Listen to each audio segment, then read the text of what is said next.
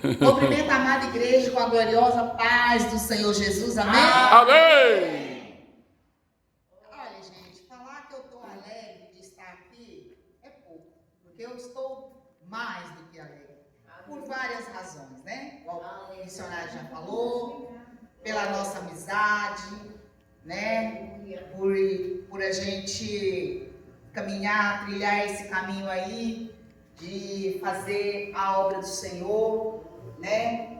Mas também por conhecer pessoas que eu ainda não conhecia, como a nossa amada e querida irmã missionária Kênia, né? A esposa do missionário Eduardo. Eu a conhecia de nome, porque ele já falava muito bem dela e tal, então eu já tinha amor por ela, né? Como a minha irmã também, né? Em Cristo. E assim, quase que considerada assim uma cunhada. Porque mas o missionário Eduardo, assim, a gente tem uma amizade assim de irmão, mas de irmão de novo, né? Eu não sei se vocês entendem. Aleluia! Né? E eu fico muito feliz também de conhecer o Gustavo, né? O filhinho deles. Sim. A irmã Cláudia também, né? Que é uma princesa de Jesus que está aqui ajudando, trabalhando nessa obra. E conhecer todos vocês, viu? A irmãzinha, a mãezinha do pastor eu já conheço. E estou muito feliz de revê-lo novamente, né? Porque, irmãos, a nossa vida é assim, né? Hoje nós estamos aqui, amanhã Deus sabe onde, né? Sim. E como, né? E a gente passa por intercalços, por situações nas quais a gente não sabe, só Deus, né? Que pode segurar na nossa mão, né? Como foi cantado o hino, segura na nossa mão, né? Para que a gente possa passar pelas adversidades. Amém? Amém. Amados, mais uma vez dizer assim que é com muita alegria e eu me sinto assim, muitas vezes privilegiada, porque não só por eu estar aqui, mas por Deus ter escolhido esse dia tão maravilhoso, tão especial, que é o dia que o Senhor me trouxe a esse mundo, né? Então, eu falei, Jesus não poderia ganhar um presente melhor, né?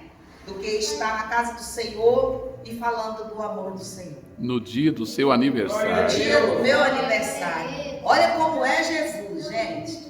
Como ele presenteia a gente de maneira que só ele, né? Se fosse para nós escolhermos aleatoriamente, provavelmente não ia dar certo.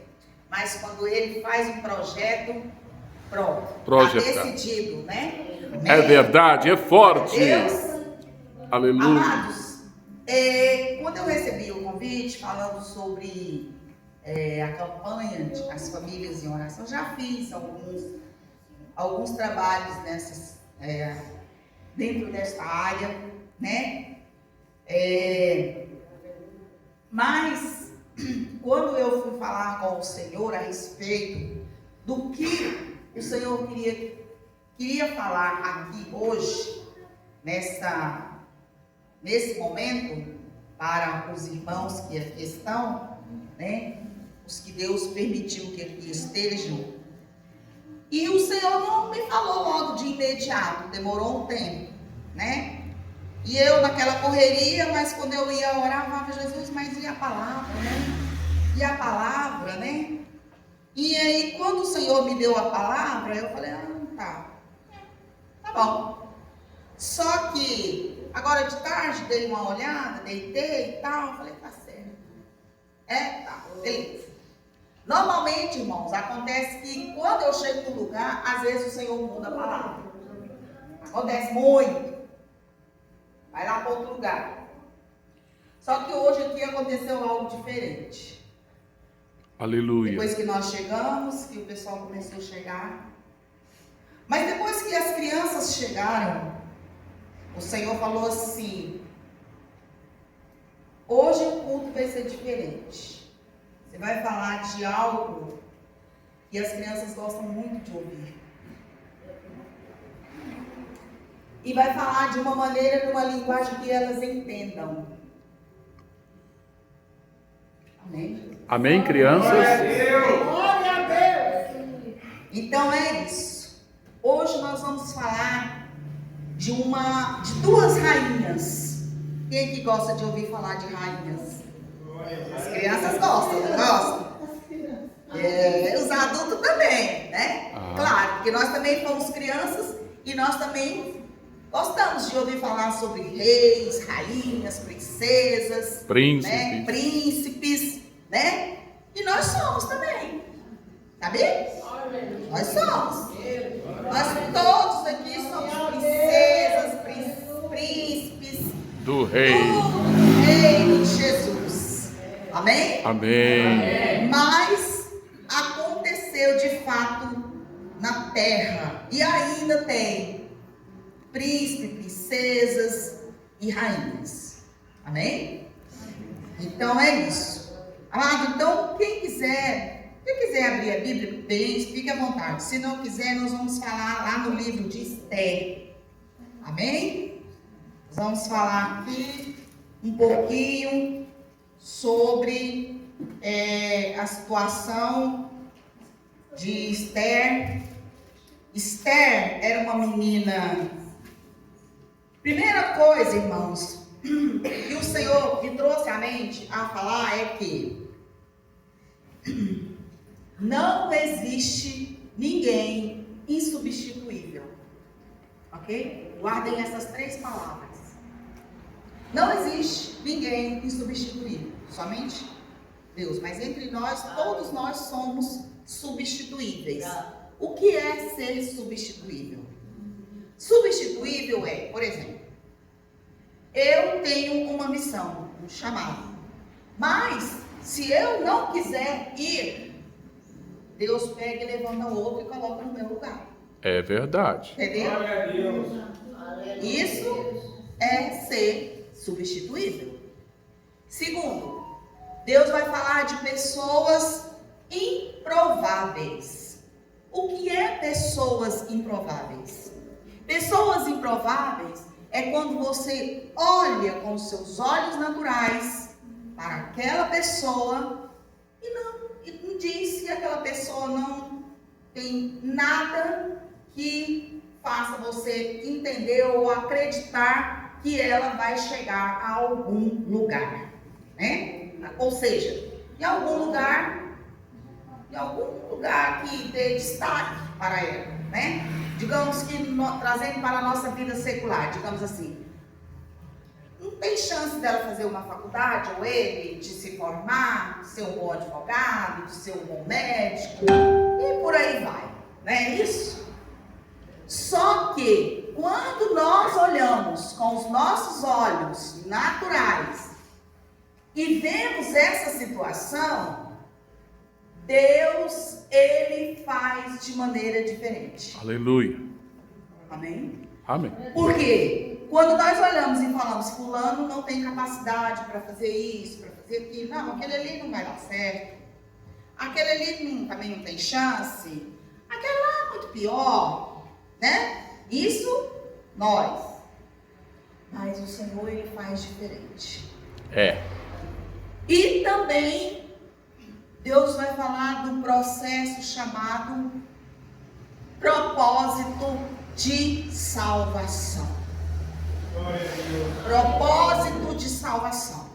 Então ninguém é insubstituível, ninguém é improvável, e todos têm um chamado e um propósito de salvação. Amém? Então, o que acontece? Quando Deus nos escolhe, quando nós estamos para nascer, Deus, Ele já tem um projeto pronto para a minha vida, para a sua. E Ele não só escreve no papel e olha e fala assim, peraí, eu esqueci algum detalhe, eu botei uma letra errada, arranca a folha e joga no lixo. Não, Deus não faz isso. Quando Ele escreve um projeto para a nossa vida, Ele escreve e aquele projeto já está decretado, selado. Aleluia. Não tem esse negócio, Ele não faz rascunho. Deus não faz rascunho. Ele escreve projeto. Então, hoje nós vamos falar de um rei muito poderoso e de uma rainha, na qual essa rainha, o rei Assuero, eu vou ler aqui no livro de Esther, no capítulo 1, no capítulo 1, diz assim: o banquete de Assuero.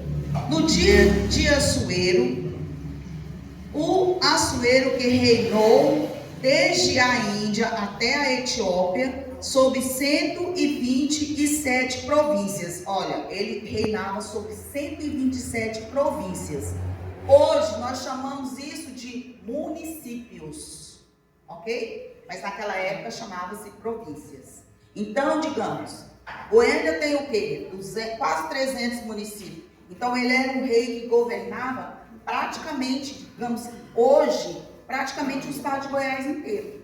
Olha como ele era poderoso, né? Bom, e naquele dia, assentando-se o rei Assuero no seu trono, do seu reino, que está na cidade de Susa, no 3º ano de seu reinado, deu um banquete a todos os seus príncipes e servos, no qual se representou e escoou na Pérsia e na Média. E os nobres príncipes das províncias estavam perante ele. Então mostrou as riquezas da glória do seu reino e resplendor da sua excelente grandeza por muitos dias, por 180 dias. Passados esses dias, deu o rei Assuero um banquete a todo o povo que se achava na cidade de Susa, tanto para os maiores como também para os menores entre eles, no pátio do jardim do Palácio Real. Amém? Amém. Então, o que acontece? O rei decidiu fazer um banquete. Na verdade, esses banquetes eram costume nos palácios, eles fazerem esses banquetes. Irmãos, e esses banquetes duravam até 7 dias, uma semana. Imagine você, quando a gente faz uma festa na casa da gente, recebe os convidados. Quando termina que todo mundo vai embora, você está cansado, né? Por quê? Porque você cansa antes dos preparativos, pensando o que eu vou fazer, qual é o prato que eu vou servir, quem que eu vou convidar. E aí você começa a ficar ansioso, será que vai dar certo, né? E aí você faz aquela festa, todo mundo vem, e ali confraterniza e tudo mais. E aí na hora que todo mundo vai embora, você fala, ai, graças a Deus, deu certo, agora nós vamos organizar a casa, pôr tudo em ordem e descansar. Agora você imagina, irmãos, 7 dias de festa, sem parar. Trazendo para os nossos dias de hoje, vai dar conta? É bagaceira, né? Como diz na palavra. Seria uma bagaceira mesmo. Mas lá era costume. Bom, então o que acontece? Esses reis faziam isso, era um costume dos reis. E a rainha Vasti, que na época era a rainha esposa desse rei Assuero, ela já estava cansada daquele tipo de rotina do palácio.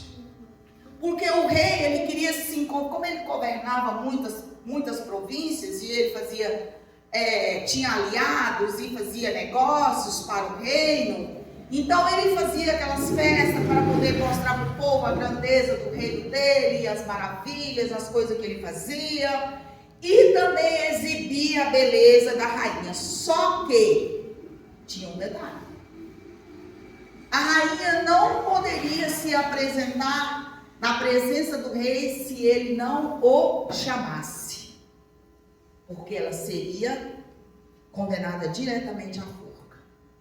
Ela era rainha, mas ela não tinha permissão de ir até a sala do trono real se o rei não convidasse. E depois de ele ter feito esse banquete, né? Como diz aqui, ele resolveu fazer esse banquete, só apesar de ser costume, né? Mais um. E no final desses 7 dias, no último dia, estando o rei já muito alegre, a palavra diz, por causa do vinho, né? O que acontece? Nós entendemos que o vinho, você vai tomando, e ele vai tomando conta de você. E você vai se embriagando. Chega um ponto em que você não tem mais domínio. Você já está totalmente tomado a reação, pelo que o vinho causa no organismo, no cérebro da pessoa. A pessoa fica totalmente descontrolada, ela perde totalmente o controle e ela começa a fazer coisas que não condiz com a realidade, com a postura na qual a pessoa tem. Pode ser um rei, pode ser qualquer pessoa, irmão, que ela se exceder, né? Ela vai estar deixando, né? Digamos assim, né? E o rei, já no 7º dia, por estar muito embriagado, já muito alegre por causa do vinho, manda um recado manda chamar a rainha Vaste. Só que a rainha estava também fazendo um banquete para ela e as mulheres do palácio. Porque tinham muitas mulheres, muitas concubinas, né? Então, a rainha também estava fazendo uma festa, dando um banquete também. Quando chegou o mensageiro, dizendo que o rei estava chamando a rainha que se apresentasse lá. E ela disse que não ia, recusou. E o mensageiro voltou e disse para o rei que a rainha havia dito que não iria se apresentar para os convidados dele. Bom, o que isso traz? Primeiro, traz vergonha, porque o rei ficou desmoralizado. Traz consequências com quem ele tinha as alianças, ok? Negócios, né? E traz danos morais, né? O rei fica desmoralizado, o rei fica sem... acontece que ele, como diz, o poder, o glamour, a grandeza dele, com o não de uma mulher que é, apesar de rainha, mas é submissa, aceita. Apesar de rainha, mas é submissa, não tem autorização para fazer nada se o rei não o permitir. Então, para ele é uma afronta, né? Para ele e para qualquer outro lugar dele. Então, o rei se enfurece com aquilo e resolve destituir a rainha do trono. O que é destituir? Ela perdeu a coroa. Toda rainha anda com uma coroa na cabeça, todo rei, uma coroa na cabeça. As crianças sabem disso, não sabe? Quem já viu aí foto de rainhas com coroas na cabeça? Quem já viu? Rei, rainha com uma coroa na cabeça? Então ela perdeu a posição de rainha e perdeu a coroa da cabeça, ok? Só que tem um detalhe, né? Essa mulher, ela também era uma mulher, apesar dela ser,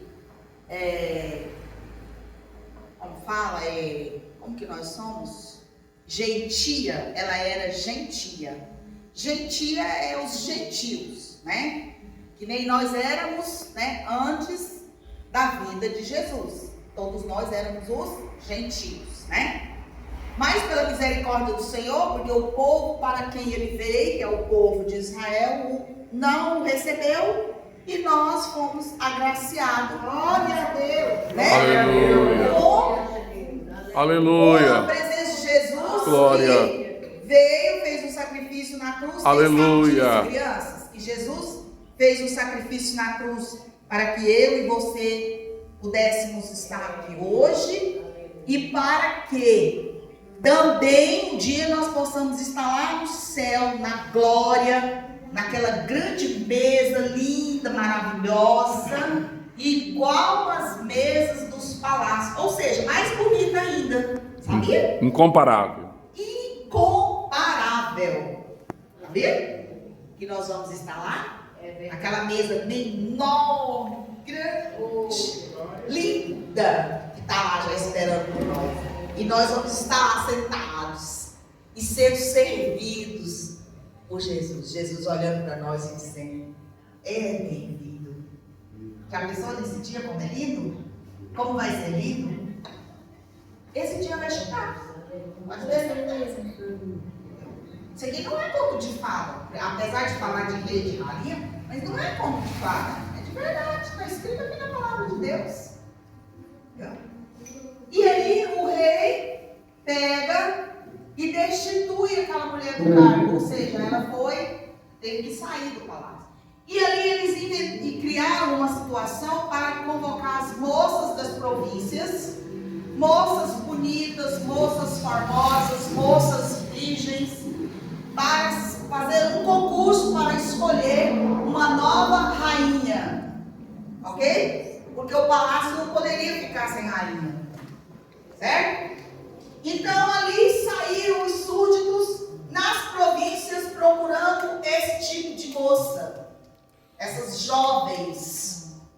Mas eles chegavam nas casas, por exemplo, se a senhora tem 2 ou 3 filhas e eles olhassem para 2 das suas filhas e achassem que elas 2 poderiam fazer parte do concurso, eles catavam elas e levavam. Você não poderia falar nada. Absolutamente nada, mas é que não. Interessa. É ordem do rei. É ordem do rei. Vou levar as suas 2 filhas. Ou se você tivesse 3 e ele escolhesse uma, pode, ele levava.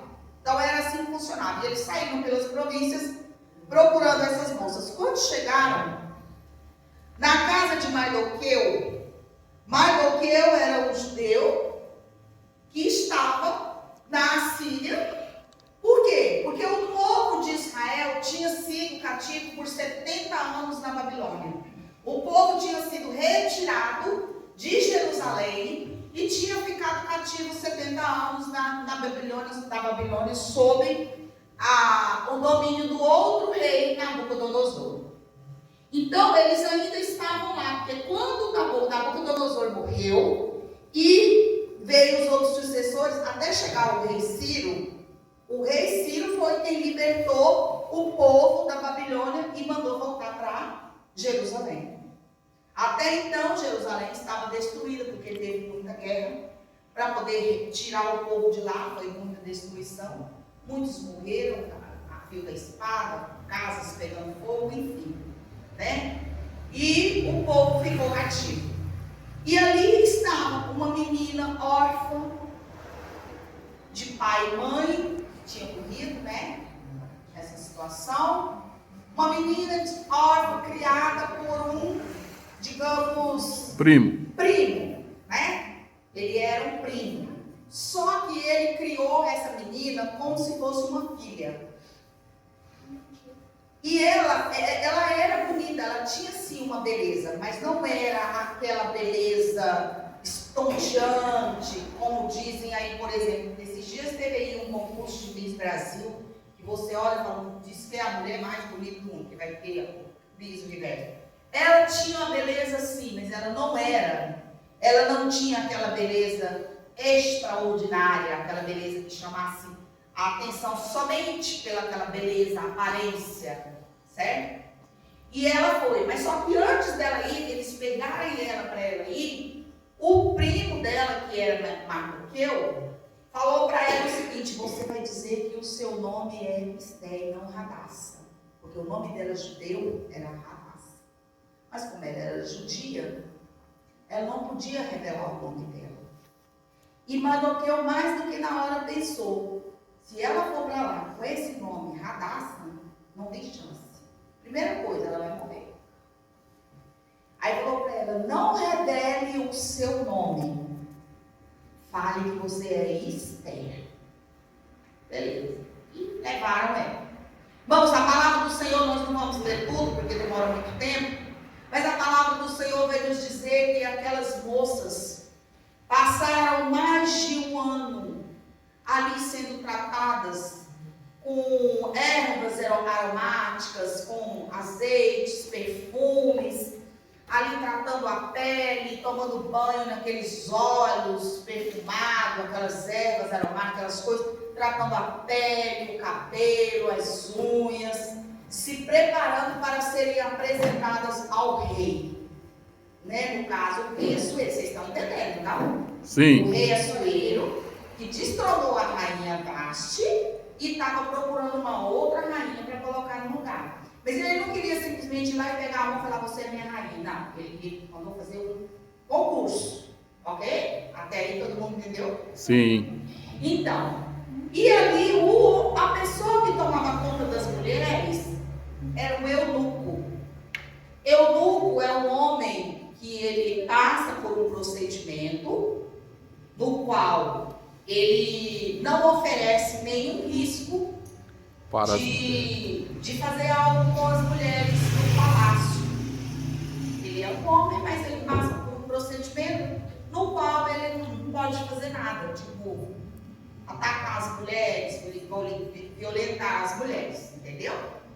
Então esse era o homem escolhido para cuidar das mulheres do palácio. Os eunucos, missionária, eram homens castrados. Castrados, isso. Por isso que eu digo, passavam por esse processo de castração para poder eles não oferecer nenhum perigo às para mulheres. As mulheres, ok? Então,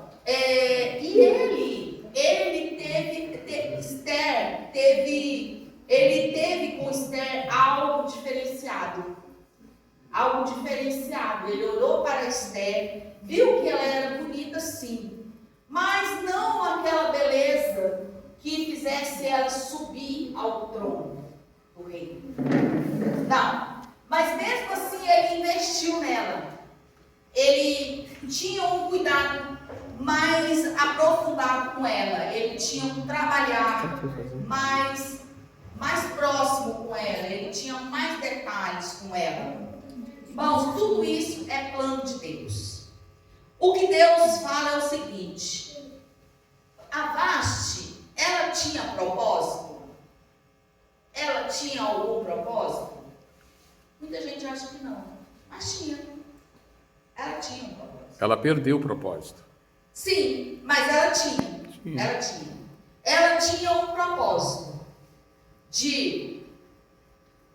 Chegou o momento em que ela se aborreceu, se cansou de ver injustiças no palácio, muita, como diz, farra, monogamia, esbanjar gastos, situações injustas com os pobres, com tudo, mas ela não tinha poder nenhum para interferir. E ela estava cansada de ver aquela situação, mas ela não podia fazer absolutamente nada. Ela era uma mulher que não tinha poderes. Mas lá dentro dela, ela sabia que aquela situação não era o certo. Mesmo ela não sendo judia, ela era uma gentil. Mas dentro dela, ela sabia que aquilo não era o certo. Então chegou um momento que ela falou para mim: basta, chega, eu não aguento mais, já que eu não posso fazer nada para mudar essa situação, então eu também não vou fazer parte mais disso. Ou seja, ela abriu mão, mesmo correndo o risco, irmão, dela ir para a forca. E Deus deu um grande livramento para ela. Ela foi destituída, mas não foi morta. Mas por quê? Porque Deus já estava preparando uma outra para substituir, uma outra que levava a um outro propósito. Ok?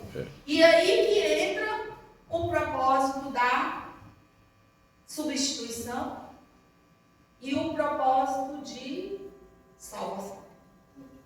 Amém? Então, o que acontece?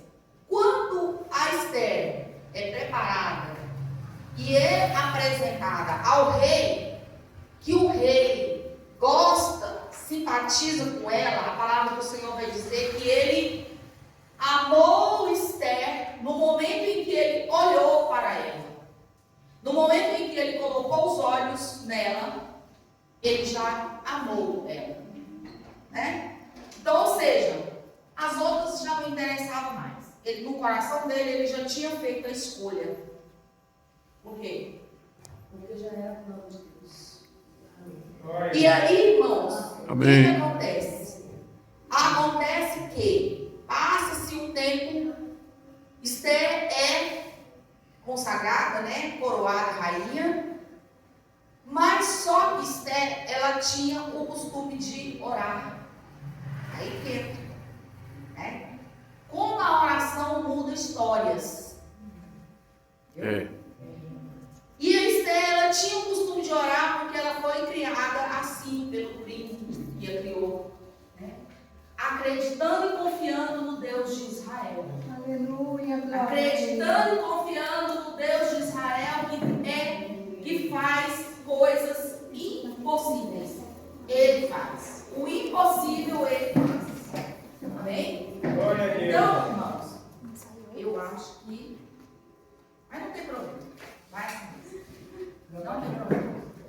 Então, o que acontece? E o rei, a rainha, então, quando acontece que o rei sofreu um atentado, alguém tentou matar o rei. Porque sim, acontecia isso no palácio. Tinha que ter uma pessoa para experimentar a bebida do rei, tinha que ter uma pessoa para experimentar a comida do rei, para ele não ser envenenado, ok?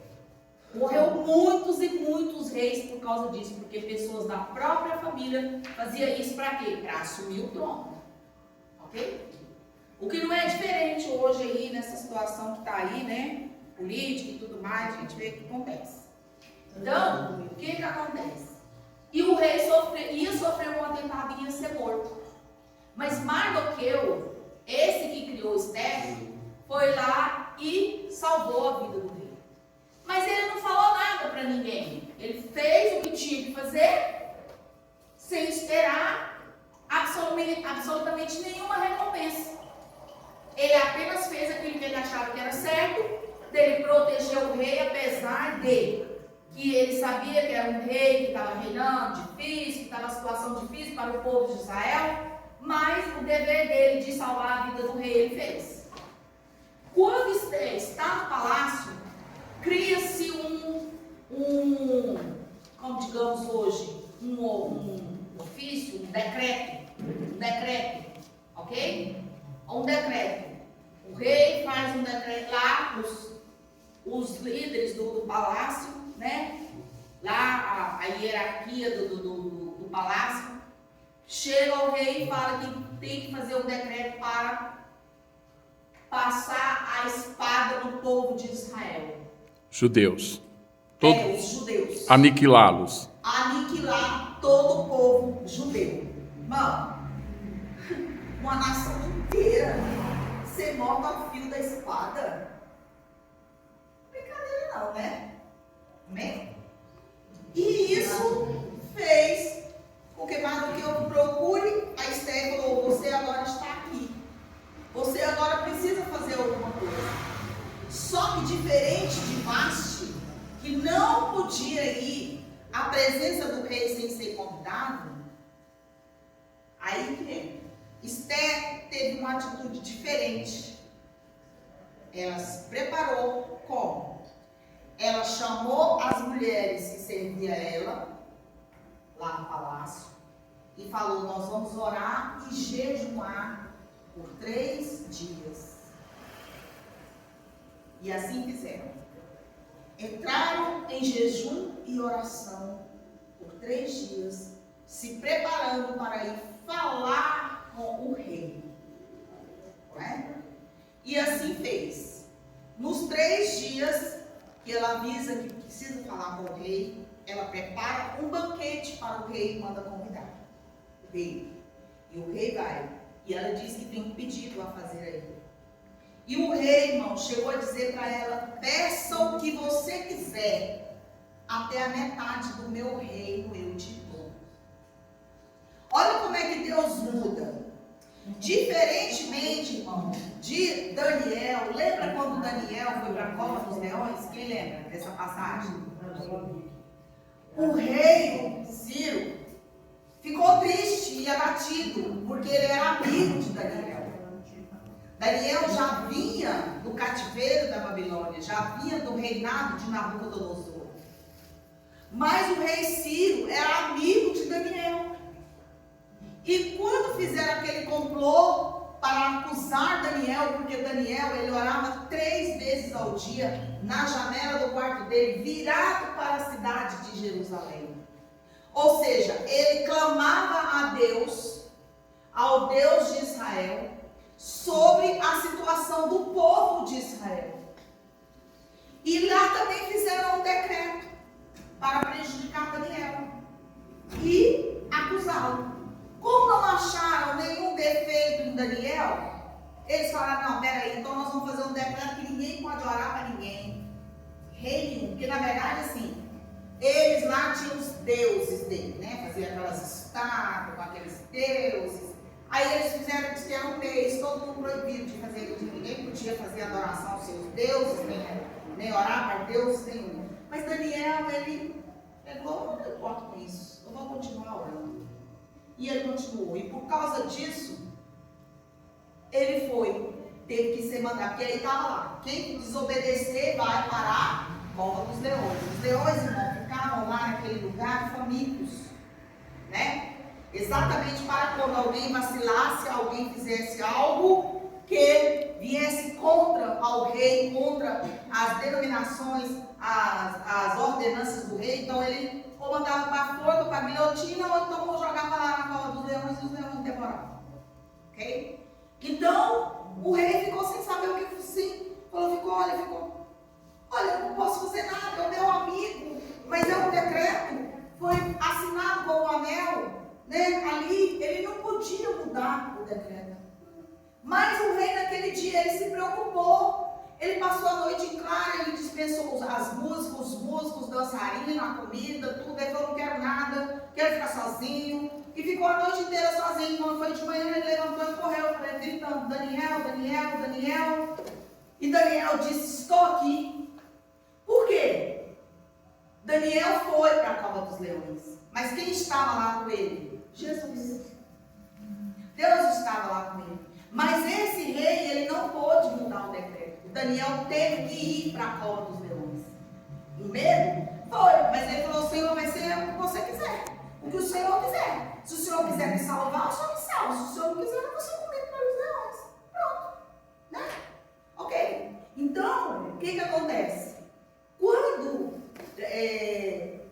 acontece isso com Daniel, o rei fica muito feliz. Por quê? Porque o Deus de Daniel salvou ele. E ali mudou a mentalidade do rei Ciro. Falou, o Deus de Daniel, e mandou carta, mandou avisar em todas as províncias que o rei de Daniel era o Deus de milagre, o Deus que fazia coisas impossíveis, porque ninguém sobreviveria, irmão. Aquele tanto de leões famintos que Daniel ficou lá a noite inteira, e os leões foram dormir. Entendeu? No caso da rainha Esther, ela se preparou, Deus deu a instrução para ela, né? E ela se preparou para ela poder enfrentar o rei, para poder resolver o problema, né? De como ia ficar a situação do povo, para salvar o povo judeu, que era o povo, a descendência dela. Então, ela foi usada naquele palácio como um instrumento de salvação. Mas Esther, ela teve medo? Teve. Fosse eu teria, se fosse você também teria. O medo, irmãos, ele não está fora das nossas vidas, da nossa situação, não. Porque, por mais que a gente saiba que a gente tem um Deus que faz tudo por a gente, que está com a gente, mas o medo, ele vem. Não adianta. Só que nós não podemos deixar o medo cauterizar a nossa mente. Dizer para nós que o nosso medo é maior do que o problema que nós estamos enfrentando.